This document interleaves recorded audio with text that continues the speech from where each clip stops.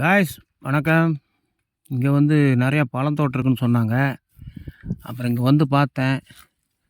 இந்த சப்போட்டா பழம்னு சொல்லுவாங்க, அதுதான் இருக்குது. அப்புறம் கொய்யா மரம் இருக்குது, நாட்டு கொய்யா மரம். தேடிக்கிட்டு இருக்கேன் காய் எங்கே இருக்குன்னு. 1 2 தான் தெரியுது, எப்படி எடுக்கிறதுன்னு தெரில. அதுக்கு வந்து கத்தி இருந்தால் தான், குச்சி இருந்தால் தான் எடுக்க முடியும். அப்புறம் இங்கே பாருங்கள், சவுதி அரேபியா பாலைவனம். உண்மையிலேயே பாலைவனம் தான், காஞ்சி போச்சு. எல்லாம் புல் ஏறிடுச்சு. அப்புறம் மறுபடியும் இன்னொரு தடவை உழுது போடணும் மாட்டேன். கடலை கொடி போட்டிருப்பாங்களாட்ருக்கு. அதெல்லாம் எடுத்துகிட்டு மறுபடியும் டிராக்டரில் வந்து கொஞ்சம் கொஞ்சமாக கொத்தி விட்ருக்காங்க, பிளாவ் பண்ணியிருக்காங்க.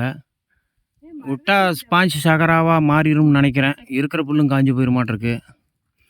எல்லாம் நம்ம சொந்தக்காரங்களோட இடம்தான். எப்படி தான் இந்த வேகாத வெயிலில் வேலை செய்கிறாங்கன்னு தெரியல. அடிக்கிற வெயிலுக்கு ரொம்ப கஷ்டமாக இருக்குது. நான் இங்கே நெகிலிருந்து தான் பேசுகிறேன். இதில் விதவிதமான பழம்லாம் இருக்குது, நமக்கு பேர் தெரில. பாருங்க, இந்த கரையில் உள்ள பில்லே காஞ்சி போய் கிடக்குன்னா அப்புறம் என்ன மாதிரி வெயிலாக இருக்கும். மறுபடியும் இன்னொரு தடவை ஃபாலோ பண்ணுமா நினைக்கிறேன். சவுதி அரேபியாவில் கூட இப்படி தான் இருக்க மாட்டிருக்கு. அது இன்னும் மோசம், சுத்தமான பாலைவனம், ஸ்பாஞ்ச் சகரா மாதிரி. ஓகே காய்ஸ், ரொம்ப நன்றி. அங்கே ஒரு மலை தெரியுது, அது என்னமோ அந்த மலையோட பேர் சொன்னாங்க. எல்லாம் பாறைங்களாம், அது ரோடெல்லாம் இல்லையா, பாறை தானே. எல்லாம் பனை மரம் தான், சுற்றி சுற்றி பனை மரமாக தான் இருக்குது.